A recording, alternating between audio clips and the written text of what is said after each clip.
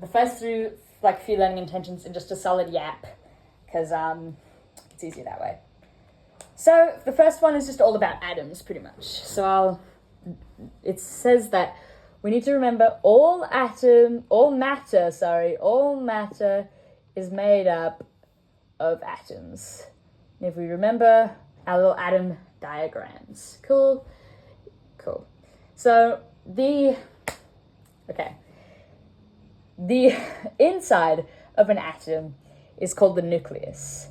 And this nucleus is made up of positively charged and neutrally charged, let's just put N, and neutrally charged subatomic particles.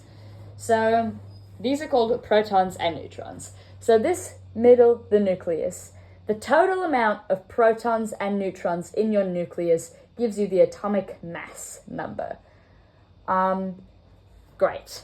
So protons, the amount of protons, if we remember from, I think I mentioned earlier, the amount of protons is what dictates what kind of element your atom's going to be. Pretty much. And atoms, we need to remember that atoms are neutrally charged.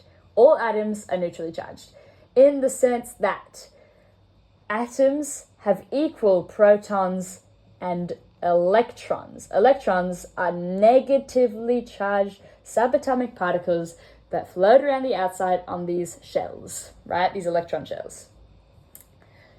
So, great. Atoms, awesome. Though, let's see. Let's give it some more. Let's do that. Some more electrons, right?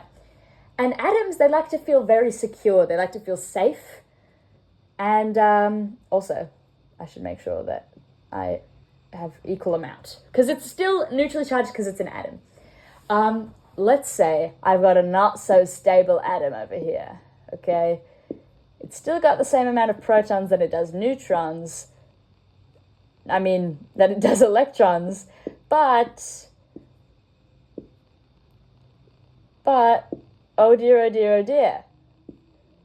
Because we can only have 2 electrons on this inner shell, I've got a little extra guy floating here because he can't squish into this middle one. So he's just floating there, so awkwardly, like, gee, how unstable is that? But this guy, he's got some extra space. And this guy, he wants to be safe, he wants to be stable. So he's going to try to get rid of his electron. And he's going to give it to this guy. But hold on. Now there's a different amount of electrons than protons. Because he just lost an electron to this guy. So now he's got more protons than he does electrons. And when you have more protons than you do electrons, there's more positive energy, I guess. And you end up with if you remember, positively charged cation. Yes, yay. So this becomes no longer an atom because it's not neutrally charged anymore.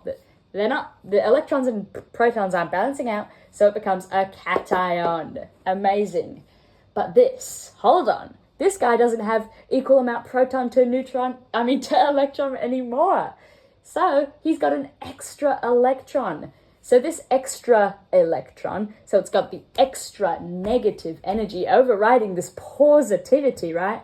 So now this is a negatively charged atom, which means because it's not neutral anymore, it's not an atom anymore, it's an anion. Wow.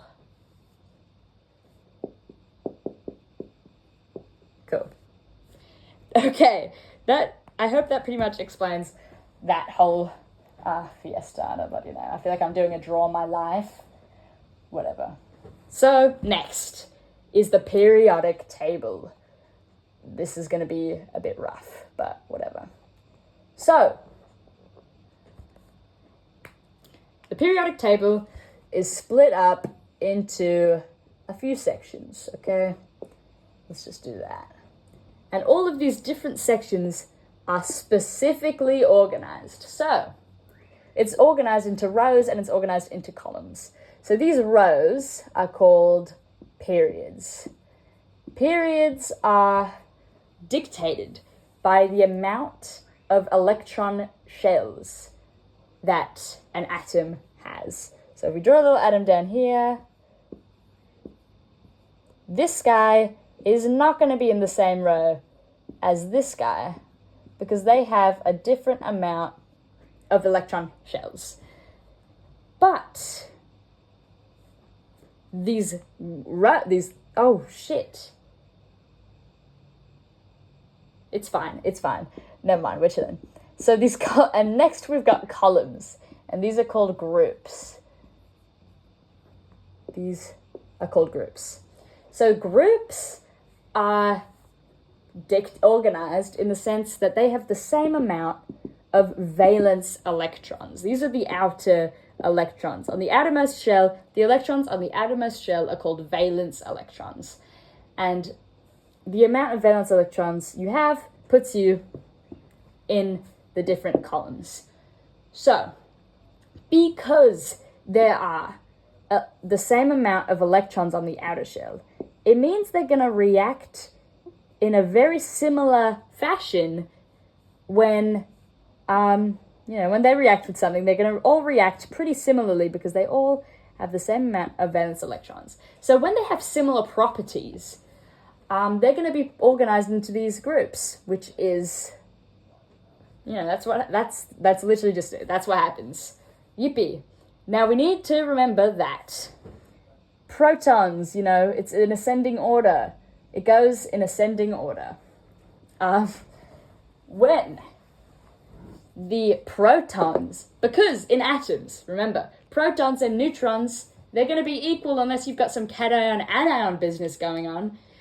So, because you've got an equal amount of protons to, same amount of protons to electrons, they're going to react similarly because they've got to have similar properties as it's slowly ascending.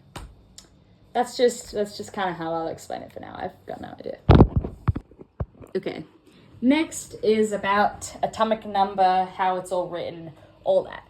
So on the periodic table, you obviously will remember these little rectangles that make up the whole thing. So each of these represent an element. So in the middle, you're going to have the elemental symbol. I'm going to do oxygen as our example. This is our elemental symbol. And just below it, it's going to say oxygen. Cool. And that's obviously the element name. In the top corner, this is going to be the atomic number. So this, remember, is the amount of protons that are in this atom. And at the bottom, it's going to say, okay, for oxygen, it's 15.999. And that is the atomic mass. And if you remember, that number pops out from the amount of neutrons plus the amount of protons added together.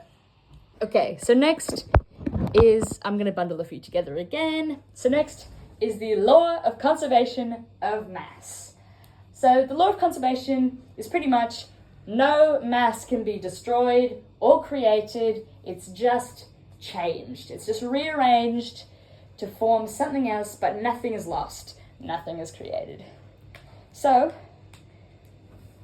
the next learning intention is about word equations. So I'm going to use a word equation to sort of explain everything.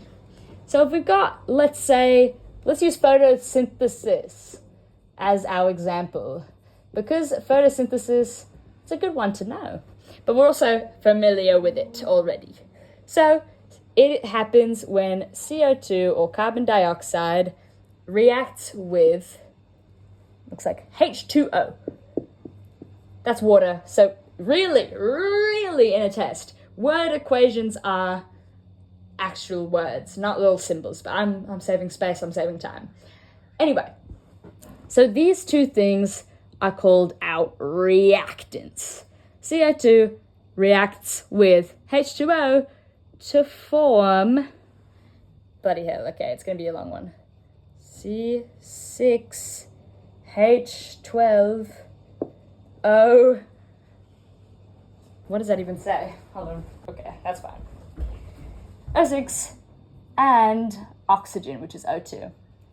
But this is called our product. These reactions, these reactants react together to make our product. But because of the law of conservation of mass, this is the same mass as our reactants. Because just because they had a chemical reaction doesn't mean anything goes away. So this is this equal mass to this.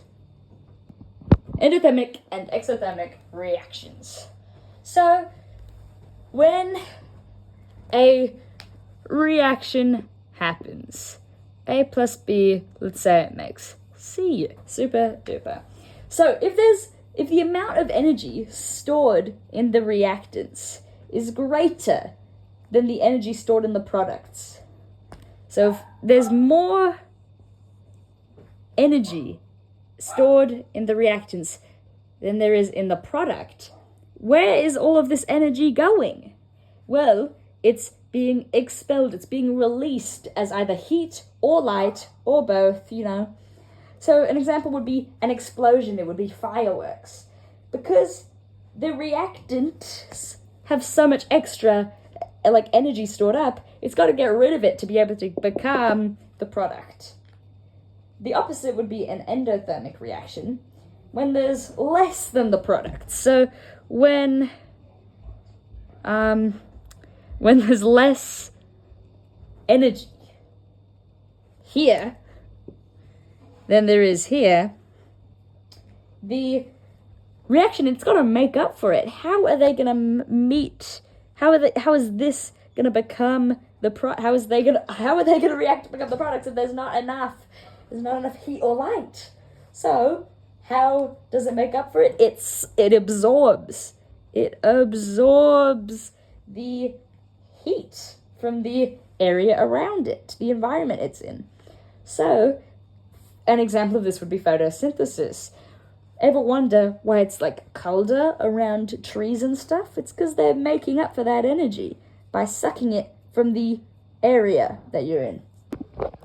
Okay. Yeah. The next learning intention or 2 is about combustion. I don't know where I put my pen. Found it. Okay, so combustion reactions. They are any chemical reaction that burns in oxygen to produce light and heat. So it has to be in oxygen. Metals can combust, you know? So like magnesium and sodium are very reactive metals. So you see here, it's like 2 magnesium plus reacts with the oxygen, makes this little thing. It's probably called magnesium oxide. I'll go into naming conventions later. It is obviously also flammable gases like methane or hydrogen. So here I've got a little methane thing going on. So it's just when the methane gas reacts with the oxygen, it creates carbon dioxide and water. Coolio. So hydrocarbons are substances made of only hydrogen and carbon atoms. So like methane here with 1 carbon atom and 4 hydrogen atoms. These make amazing fuel. And their combustions produce CO2 and H2O. Methane is literally an example of this. I unintentionally did that. Pretty nice. Real quick clarification that when combustion reactions, they obviously need the oxygen and the reactant, right? Oxygen is one of the reactants. So when it's a limited supply of oxygen, the chemical reaction is going to change because it's not completing, it's incomplete. So here, this is a little hydrocarbon thing going on. See, just carbon, just hydrogen reacting with oxygen. But you see here, it's not making water and carbon dioxide. Clearly there's water still, but that's not CO2, so incomplete combustion reactions are different. They'll result differently. Okay, another thing, we have to state the equation for respiration. So respiration, if you remember, it's basically a rearranged photosynthesis. So glucose plus oxygen makes CO2 and water. Great. Yeah, we just need to identify that it's like so much like combustion.